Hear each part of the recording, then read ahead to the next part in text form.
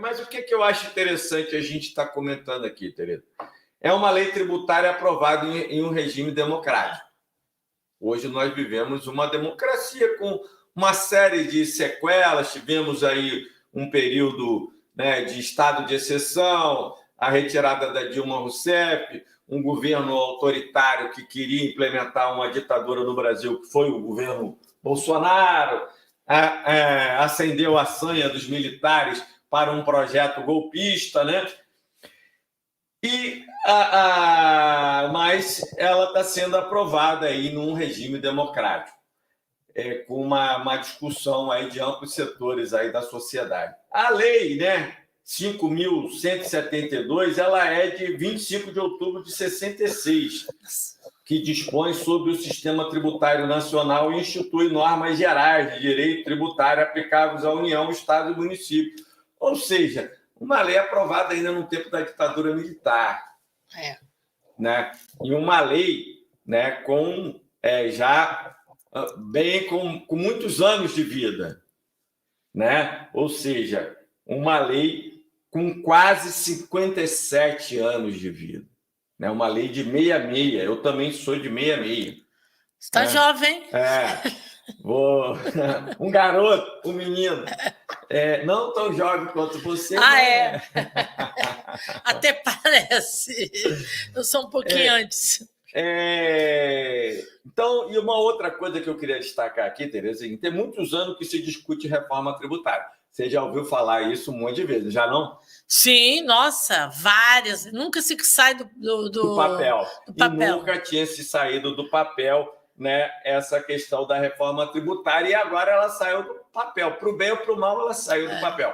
É uma coisa que a gente já ouve aí há décadas. Né? Verdade. Questão de reforma tributária e não tinha saído do papel. Tem muitos anos também que se fala em simplificar o sistema tributário nacional e também não consegue tirar do papel. Você não escuta isso também há muitos anos? Na gaveta. Fica na gaveta. Eles botam na gaveta. Nós temos que simplificar o sistema tributário, são muitos impostos e tal, e também não sai do papel, e agora parece que saiu, né? Porque um dos motes dessa reforma tributária era exatamente a simplificação dos tributos. E aí, Tereza, eu queria aqui comentar, né, a força propulsora aí do governo Lula, né, que encara positivamente os desafios e supera as dificuldades fazendo o que é possível. Então, o governo Lula, ele demonstra uma capacidade de realizar coisas que parecem impossíveis. Né? E a questão da reforma tributária era uma dessas coisas que parecia impossível de acontecer no Brasil, e o governo Lula está conseguindo fazer isso. Tá? E o Haddad, né, sai com uma força muito grande da reforma tributária. Eu vi declarações dele na rede social que vale a luta, né, vale a pena lutar. Parecia impossível aprovar a reforma tributária e agora eles conseguem a aprovação com essa ampla margem, tá? E a luta hoje da direita, né, para emplacar a reforma tributária como uma vitória dela, da direita, né? Mas, sem dúvida, Tereza, o grande vitorioso da aprovação da reforma tributária é o governo Lula. Né? Se houver o crescimento anunciado, o Lula se torna o principal candidato à reeleição, se ele quiser se candidatar. Se ele não quiser, por uma questão de idade, por uma questão de não estar mais vendo que não tem mais condições de saúde para aguentar o tranco, né, que a gente sabe que não é mole, né, Tereza? Ou ele vai ser o principal cabo eleitoral de 2026. Ficou claro também o isolamento do Bolsonaro, do bolsonarismo, que é aqueles radicais de extrema-direita que torcem contra o país, Tereza. A verdade é essa. O próprio Tarcísio, quando falou, né, o governador, né, Tarcísio de Freitas, quando ele fala lá na reunião do PL, não sei se você teve o desprazer de ver esse vídeo, era interrompido toda hora pelo Bolsonaro, né, o governador Tarcísio. Hoje o Tarcísio, com esse radicalismo aí próprio do bolsonarismo, né, já é chamado do novo Dória, né, como traidor lá do bolsonarismo. Então, o Bolsonaro interrompia o governador Tarcísio toda hora, falando que ele não tinha experiência que outros políticos ali, tipo, chamando o Tarcísio de um cara inexperiente, né, despreparado para enfrentar ali aquele debate. Né? Agora, a própria fala do Tarcísio, ele fala assim, nós da direita não podemos perder a narrativa. Ou seja, eles não têm nenhuma preocupação com o país.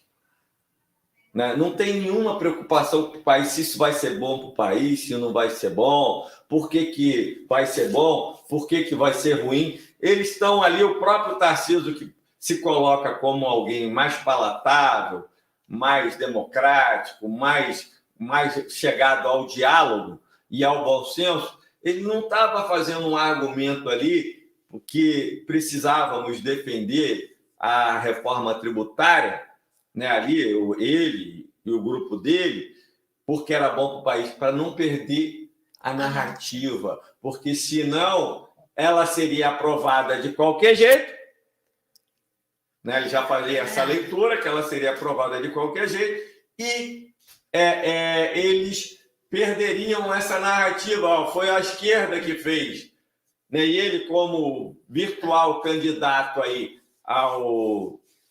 Dizem que outros dizem que não é, que ele não teria força, estaria sendo aconselhado a não se candidatar em 2026 contra o Lula, porque não teria cacife para isso, poderia se queimar, se ele não tivesse uma votação expressiva, seria melhor ele se candidatar à reeleição em São Paulo, mas pode ser também que não seja o Lula.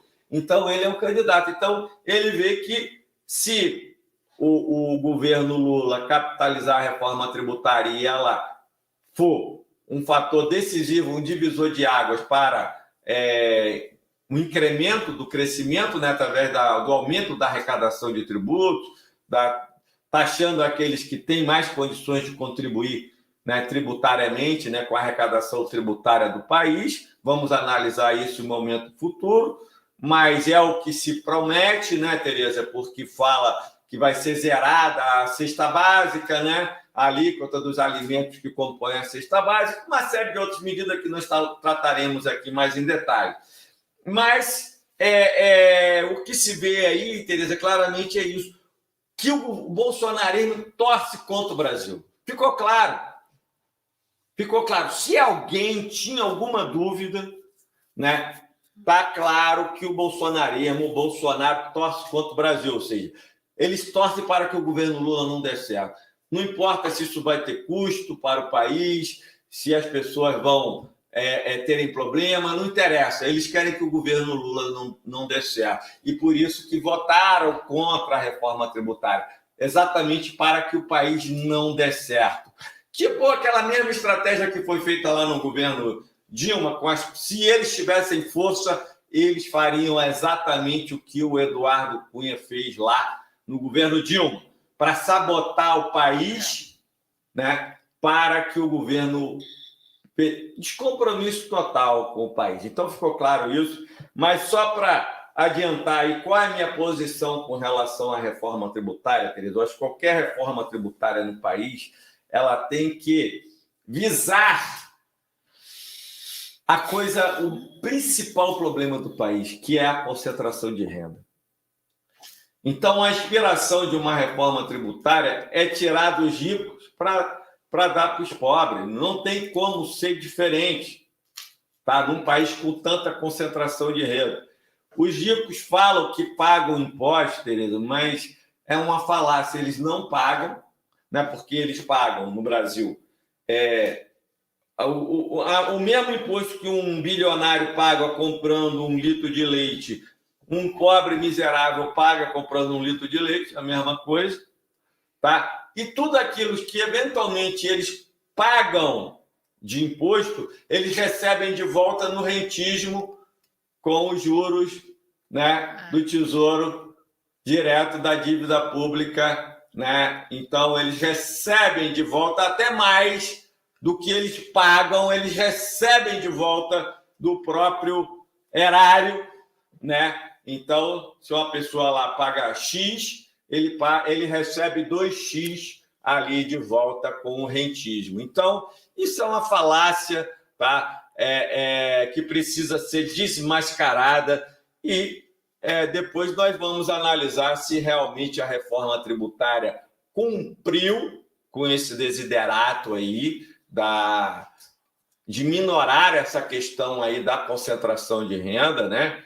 E analisaremos isso aí em maiores detalhes, mas eu vou passar para você ter seus comentários aí.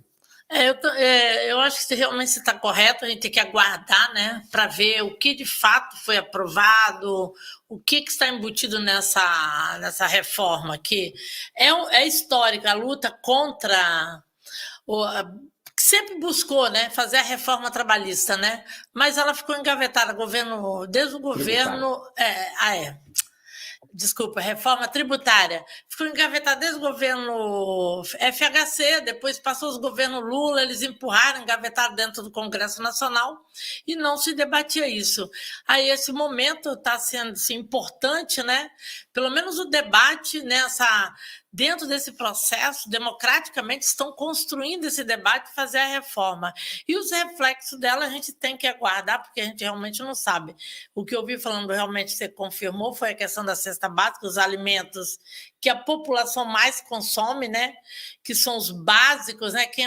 Nós, assalariados, vamos consumir os produtos mais básicos, né? Então, aí a gente vai ter um alívio aí no bolso, né? Porque é um processo dolorido a tributação no Brasil. Porque você é um pequeno comerciante, você abre um comércio para produzir alimentos. Você já pagou os impostos a tributação dos produtos, ela é complicada. Você já pagou lá na origem, ela vem para o supermercado, você paga imposto, você vai produzir um alimento para vender. Você novamente vai pagar impostos, porque vai embutir imposto no alimento que o consumidor vai lá consumir nos restaurantes. É um exemplo. Você produz um bolo e vai vender. Todo mundo paga imposto ali, porque você comprou o trigo, só que o trigo já tinha sido tributado, né? Várias tributações, ninguém suporta isso, principalmente a classe trabalhadora, né? Que é a mais que sofre, que paga muito imposto. E quem domina, quem tem a concentração de riqueza, a gente sabe que tem várias alternativas, né? Que eles fogem de pagamento de impostos, né? O Brasil é complicado, a fiscalização disso, né? Existe, ou então simplesmente não paga para depois ter um acordo de leniência e tal. Não vê o fato aqui de supermercado no Espírito Santo burlando os processos, não pagando os impostos? Teve supermercado aí que está condenado e burlou, não pagou os impostos, porque quando você passa na caixa do supermercado, a maquinazinha já retém o imposto. Só que eles arrumaram uma forma que essa retenção não ia para a Secretaria da Fazenda, ia para a conta do próprio supermercado e não pagava impostos. Tem aí, a gente não vou falar aqui porque... Mas é assim que funciona o Brasil. Quem tem poder econômico consegue burlar os processos. Isso é impossível numa sociedade que melhora a qualidade de vida do povo, que melhora a qualidade da população, onde o que tem que repassar. Porque aquele imposto lá que passou lá na maquinazinha não é nosso, nós que fomos lá e pagamos. Então, o dono do supermercado é depositário fiel, ele tem que entregar esse dinheiro no Estado, repassar para o Estado, porque o dinheiro é nosso, não é deles, mas tem muita gente que, infelizmente, é esse Brasil. Eu acho que tem que arrumar uma forma que isso evite essas cadeias de burlar os impostos, e aí eu concordo aí que realmente tem que mudar, tem que melhorar o Brasil, né? E tributar quem realmente concentra grandes riquezas que não paga. Que a gente sabe que eles não pagam impostos. Eles arrumam um jeito lá documental lá que não vê a questão da loja americana, depois no qual loja, tudo isso aí, as tributações ficaram comprometidas. Mas vamos lá, que é importante. É interessante a gente destacar algumas coisas também, Tereza. 30% de deputados do PL votaram a favor da reforma tributária, né? Mostrando que o esvaziamento do Bolsonaro, do bolsonarismo, está ocorrendo no próprio PL, o partido presidido aí pelo Valdemar da Costa Neto, o partido aí no qual o Bolsonaro se candidatou à presidência, foi derrotado. Eles são oriundos do PP, né? Partido Progressista, né? O Bolsonaro que foi condenado. Exato. O Valdemar da Costa Neto já teve até preso. Exatamente. Né? Então, assim, como é que eu sei o que você fez no verão passado, né? Que o pessoal fala, né? Então, assim, mas é interessante ver que o Bolsonaro está voltando a ter a sua dimensão política, né? Ainda não, o Bolsonaro ainda é muito forte. Nós temos aí uma extrema-direita que faz um processo de lavagem cerebral, né? Sim. Nós tivemos aí, né, eles vão escalonando, né? Vão escalonando aí o discurso, a radicalização, para, através desse afeto do ódio, do medo, conseguir manter uma base aí de fanáticos. Mas é uma base de fanáticos, né? De pessoas que estão totalmente desconectadas da realidade num Brasil paralelo, né? Então, e lá, numa das falas, lá era o seguinte: se é bom para o PT, não é bom para nós. Eles trabalham ali numa lógica assim, do maniqueísmo mais raso, né? Se é bom para o PT, não é bom para nós. Ou seja, não existe nenhuma valoração sobre o que é bom para o país, o que é bom para as pessoas. Isso não tem a menor importância, né? Eles estão interessados apenas em aumentar os seus likes, as suas curtidas, a sua audiência, ver esquemas de favorecimento. Então, assim, mas é interessante ver, Tereza, que isso aí começa a se esvaziar, né? Porque a própria direita liberal tradicional do Brasil saiu fora disso. Viu que isso aí era suicídio político, econômico, social, né? E o assunto que nós falaremos aqui depois, que vai nos dar razão de coisas que nós já estamos falando aqui tem tempo. E convido aí os nossos espectadores a continuarem aqui com a gente.